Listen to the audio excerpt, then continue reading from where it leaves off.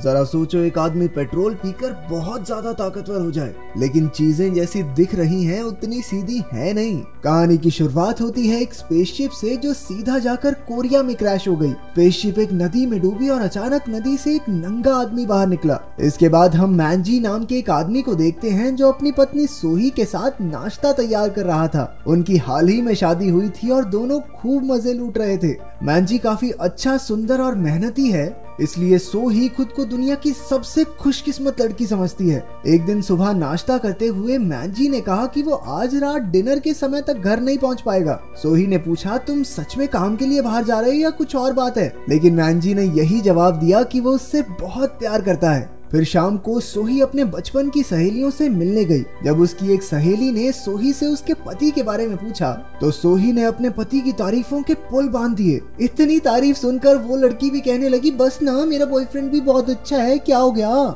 इसके बाद सैरा नाम की एक दूसरी लड़की की बात छिड़ गई। सैरा के बारे में अफवाह थी कि उसने अपने पिछले पति को मार डाला था क्योंकि उसका बाहर चक्कर चल रहा था। फिर रात को सोही घर देर से लौटी। तब तक मैंजी सो चुका था। सोही को उसके हाथों पर कुछ निशान दिखे और तभी उसके फोन पर किसी का कॉल आया। फिर सोही ने अपने पति का फोन देखा तो उसमें कई मैसेजेस मिले। एक मैसेज में लिखा था कि वो शुक्रवार को किसी से मिलने वाला है। ये पढ़कर सोही को शक हो गया कि कहीं मैंजी का कोई चक्कर तो नहीं चल रहा। अगली सुबह सोही ने मैंजी को शुक्रवार के दिन उसके साथ एक फंक्शन में चलने को कहा, लेकिन मैंजी ने काम का बहाना करके बात टाल दी। अब सोही का शक और बढ़ गया कि उसकी नाक के नीचे उसका पति उसे धोखा दे रहा है। आखिरकार सोही डॉक्टर जैंग नाम के एक प्राइवेट जासूस से मिली। वो चाहती थी कि जैंग उसके पति का पीछा करके पता लगाए कि सच में उसका कोई चक्कर है या नहीं।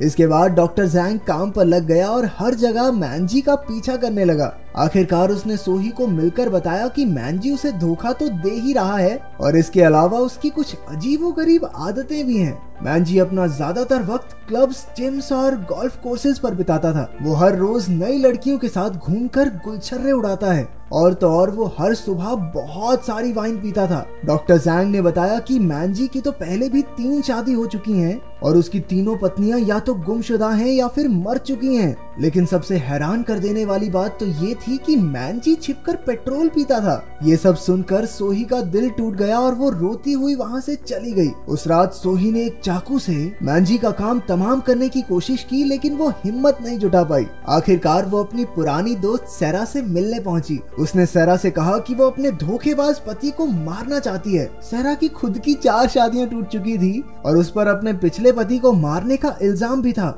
उसने कहा कि हालांकि उसने अपने पिछले पति को नहीं मारा, लेकिन फिर भी उस कमीने का मरना बनता था। ये सारे मर्द एक जैसे होते हैं। अगले दिन सोही एक बार फिर से डॉक्टर जैंग से मिली और जासूस ने बताया कि उसके हिसाब से तो मैंजी इस दुनिया का है ही नहीं, वो किसी और ग्रह से आया है और वहाँ के लोगों को द अनब्रेकेबल्स कहा जाता है। ये लोग धरती पर भेष बदल कर इंसानों के साथ रह रहे हैं। ये इंसानों से शादी करके बिल्कुल इंसानों जैसा जीवन बिताते हैं ताकि इन पर किसी को शक ना हो। जब सोही को उसकी बातों पर यकीन नहीं हुआ तो डॉक्टर जैंग उसे पेट्रोल पंप पर ले गया, जहां सोही ने अपनी आंखों से मैंजी को पेट्रोल पीते हुए देखा। ये देखकर उसकी आंखें खुली की खुली रह गई। उधर एक्सकॉम में सरकार की एक खुफिया मीटिंग चल रही थी जिसमें साइंटिस्ट, सरकार और पुलिस के कुछ आदमी शामिल थे। इन लोगों का मकसद है एलियंस को पकड़ना, जो इंसानों के साथ रहकर इंसानों का डीएनए इकट्ठा करके उनमें वायरस फैला रहे हैं। इसके लिए उन्हें एलियन लीडर मैंजी तक पहुंचना होगा ताकि इंसान जाति को बचाया जा सके। उधर डरी हुई सोही अपने घर पहुंची और उसने फ्रिज में से पानी पिया, लेकिन मैंजी ने पहले ही पानी में जहर मिला रखा था, इसलिए उसे पीते ही सोही जमीन पर गिर पड़ी। कुछ देर बाद मैंजी वहां आया और सोही को बेहोश देखकर खुश हो गया। उसने तुरंत सोही के दोस्तों को खबर कर दी ताकि किसी को उस पर शक न हो। वो जल्दी से उसे हॉस्पिटल लेकर गए जहाँ डॉक्टर ने बताया कि सोही मर चुकी है। उसकी सारी सहेलियां रोने लगी और मैंजी भी बेचारा बनकर नाटक करने लगा, लेकिन अचानक सोही जाग गई और उसने नीले रंग का जहर थूक दिया। अब मैंजी का प्लान चौपट हो चुका था, लेकिन वो सोही को जिंदा देखकर खुश होने का नाटक करने लगा। इसके बाद मैंजी ने दुकान पर जाकर एक और जहर खरीदा ताकि वो सोही को खत्म कर सके। वहीं पुलिस भी उनका पीछा कर रही थी और उन्होंने दुकान के बाहर मैंजी की तस्वीरें ले ली। शाम को मैंजी अपने एलियन दोस्तों से मिला और उन्हें सोही को मारने के प्लान के बारे में बताया। उसने उन सब से सोही की लाश को ठिकाने लगाने में मदद मांगी। दूसरी तरफ सोही सेरा के साथ मिलकर मैंजी को मारने का प्लान बनाने लगी और उसे डॉक्टर जैंग से भी मिलवाया। वो तीनों मैंजी को तेज बिजली के झटके देकर मारना चाहते थे। अगर उनका प्लान फेल भी हो गया तो डॉक्टर जैंग के पास एक और प्लान था। उसने एक खास इंजेक्शन बनाया था जिससे एलियंस को मारा जा सकता है, लेकिन अभी तक उसने इसे टेस्ट नहीं किया था। वाह, कुछ ज्यादा ही भगवान भरोसे नहीं हो रही है। फिर वो तीनों सोही के घर पहुंचे और प्लान को अंजाम देने में जुट गए। डॉक्टर जैंग ने बाथटब में तेज बिजली की किरणें लगा दी और उसका रिमोट निकाला जो कि एक आम लाइटर जैसा दिखता है। उसी वक्त घंटी बजी और उन तीनों को लगा कि मैंजी घर वापस आ गया है। इसीलिए सेरा और डॉक्टर जैंग फटाफट बाथरूम में छिप गए, लेकिन दरवाजे पर तो सोही की दोस्त बंदूक लिए खड़ी थी। वो अपने बॉयफ्रेंड ब्रोकोली को ढूंढ रही थी, जो असल में डॉक्टर जैंग ही है। उसने पूरे घर की तलाशी ली और देखा कि बाथरूम का दरवाजा अंदर से बंद है। उसने गुस्से में दरवाजा तोड़ डाला, लेकिन वहाँ तो सेरा हल्की हो रही थी। बेचारी शर्मिंदा होकर बाहर आ गई। असल में डॉक्टर जैंग तो बाथटब में पर्दे के पीछे छिपा हुआ था। उधर लिविंग रूम में उसने सोही को बताया कि उसका बॉयफ्रेंड शायद उसे धोखा दे रहा है। फिर उसने एक सिगरेट निकाल ली, लेकिन उसके पास लाइटर नहीं था, इसलिए उसने वो लाइटर जैसा दिखने वाला रिमोट उठा लिया। जैसे ही उसने बटन दबाया, डॉक्टर जैंग को जोरदार बिजली का झटका लगा। तीनों लड़कियां डर के मारे बाथरूम की ओर भागी और उन्होंने देखा कि डॉक्टर जैंग तो मर चुका था। सोही ने उसकी मौत का जिम्मेदार यांग सून को ठहराया, क्योंकि उसने ही बटन दबाया था। लेकिन सोही ने कहा कि कोई किसी से कुछ नहीं कहेगा और सब मिलकर डॉक्टर जैंग की लाश को छिपाएंगे। उन्होंने लाश को मैंजी की अलमारी में छिपा दिया और तभी मैंजी घर लौट आया। दरअसल आज उसका जन्मदिन भी था, तो सोही कहने लगी, जाओ ना बाबू, नहा के आओ। ऐसे बिना नहाए केक नहीं काटते, ठीक है। जब वो बाथटब में था तो सोही ने बाहर से बटन दबा दिया। मैंजी को बिजली का झटका तो लगा, लेकिन उस पर कोई असर नहीं हुआ। जब लड़कियों ने उसे जिंदा देखा तो उनकी सिट्टी पिट्टी गुम हो गई, लेकिन उन्होंने कहा कि ये तो बस एक प्रैंक था और इसके बाद सब मिलकर केक काटने लगे। तभी सोही ने मैंजी को वाइन पीने को कहा, जिसमें उसने पहले से जहर मिला रखा था। उसी वक्त अलार्म बजने लगा कि अलमारी में कुछ है, तो मैंजी तलाशी लेने पहुंचा। तीनों लड़कियां भी डरी हुई उसके पीछे आ गई। जैसे ही उसने अलमारी खोली, उसमें से डॉक्टर जैंग निकला, जो अब तक जिंदा था। मैंजी को लगा कि वो एक चोर है और उसने उसे मारकर बेहोश कर दिया। सोही को लगा कि अब तो शायद डॉक्टर मर गया, इसलिए उसने मैंजी से डॉक्टर को दफनाने को कहा ताकि वो पकड़े न जाएं। उधर से मैंजी के एलियन दोस्त सोही की लाश को ठिकाने लगाने आ पहुंचे, लेकिन यहाँ तो कुछ और ही गड़बड़ चल रही थी। इसलिए उन्होंने कहा, हम तो भाई का जन्मदिन मनाने आए हैं, भाई हमारे बिना पार्टी कैसे होगी मैंजी ने उन्हें वाइन पीने भेज दिया और खुद लड़कियों के साथ डॉक्टर को दफनाने चला गया।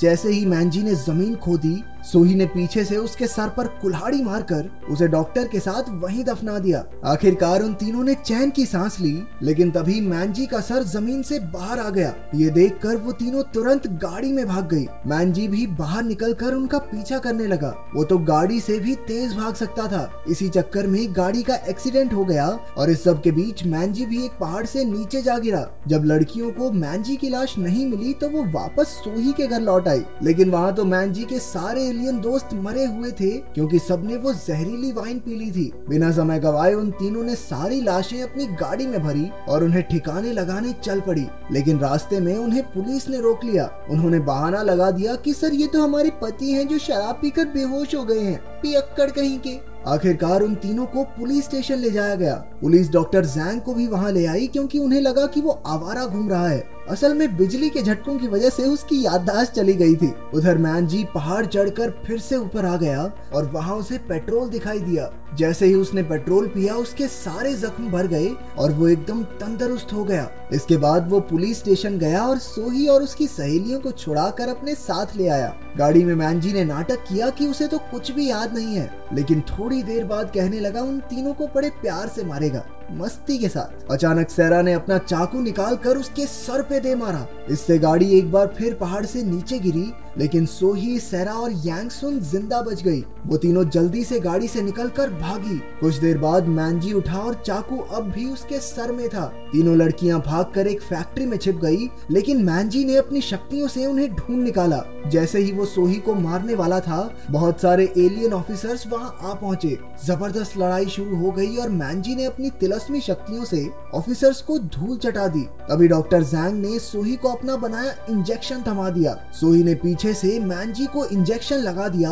और अचानक वो कुछ देर के लिए वहीं जम गया। डॉक्टर जैंग के इंजेक्शन ने काम किया और आखिरकार मैनजी मारा गया। 1 साल बाद तीनों सहेलियां पार्टी कर रही थी जब डॉक्टर जैंग यांगसुन के लिए फूल लेकर पहुंचा। आखिरकार हमने देखा कि सोही एक पेट्रोल पंप पर गई और पाइप अपने हाथ में उठा ली जैसे कि वो पेट्रोल पीने वाली है, और इसी के साथ कहानी खत्म हो गई। अगर वीडियो पसंद आई तो लाइक कर देना, चैनल को सब्सक्राइब कर देना। मिलते हैं अगली वीडियो में।